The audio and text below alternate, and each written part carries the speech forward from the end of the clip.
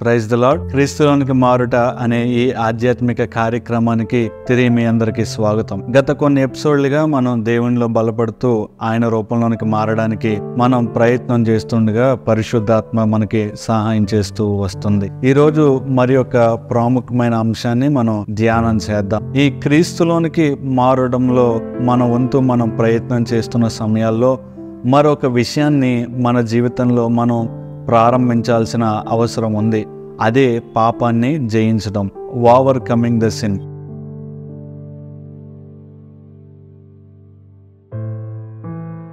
ఈ లోకంలో ఈ పాపం మీద జయం పొందడం అనేది అసాధ్యం కాదు గాని సాధ్యమే. ఈ లోకంలో జీవిస్తున్న మనము ఈ అపవాది వేసిన కుతంత్రాలకు మనం దూరంగా ఉండగలగాలంటే అది దేవునితోనే సాధ్యమని మనకి వాక్యాన్ని చదవగా అర్థమవుతుంది.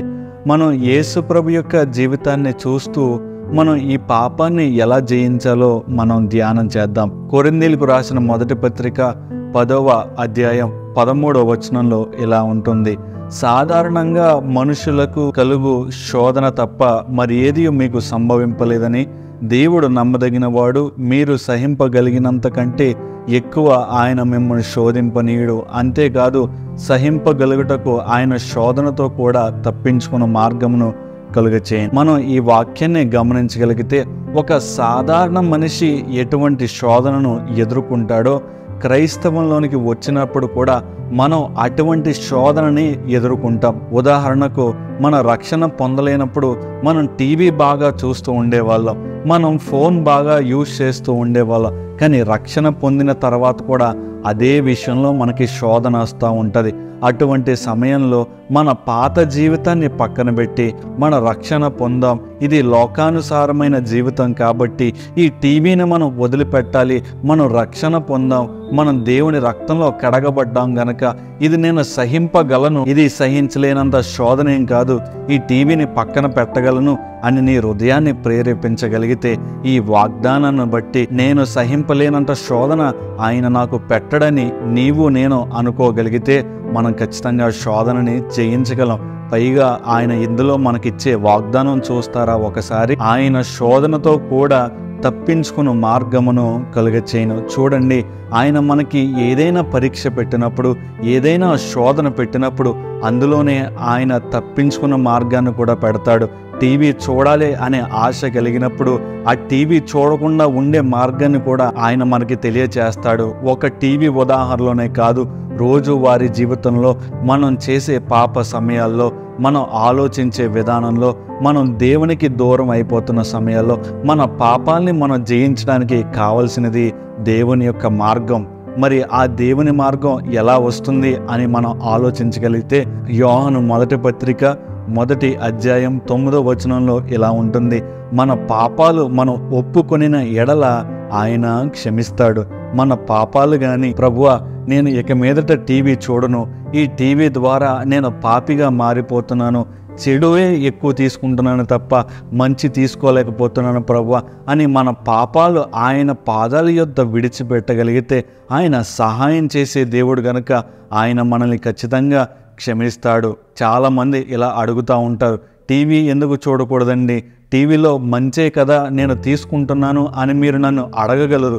దానికి జవాబుగా, మీరు రోడ్డు మీద వెళ్తున్నప్పుడు ఏదైనా పాప్కార్న్ తింటున్నారు అనుకోండి, ఆ పాప్కార్న్ రోడ్డు మీద పడిపోయినప్పుడు మీరు తీసుకుని తింటారా?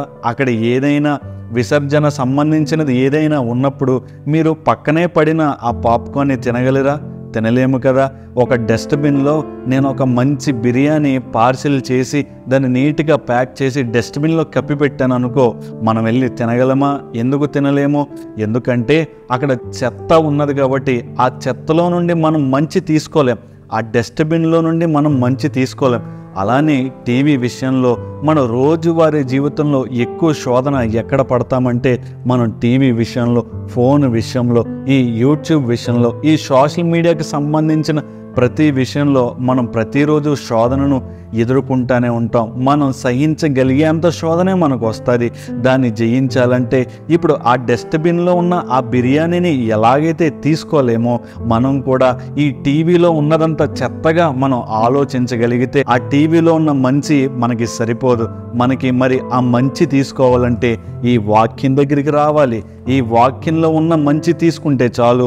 మన జీవితాన్ని దేవుడు అభివృద్ధి చేయడమే కాదు, ఆయన రూపంలోనికి మారుస్తాడు. యాకోబు పత్రిక 4వ అధ్యాయం 7వ వచనంలో ఎలా ఉంటుంది, కాబట్టి దేవునికి లోబడి ఉండి అపవాదిని ఎదురించడి, అప్పుడు వాడు మీ యొద్ద నుండి పారిపోను. మనం మొదటిగా మన హృదయాన్ని సబ్మిట్ చేయాలి దేవునికి. Whenever we try to submit our heart to God, దేవుడు ఖచ్చితంగా మనకి సహాయం చేస్తాడు.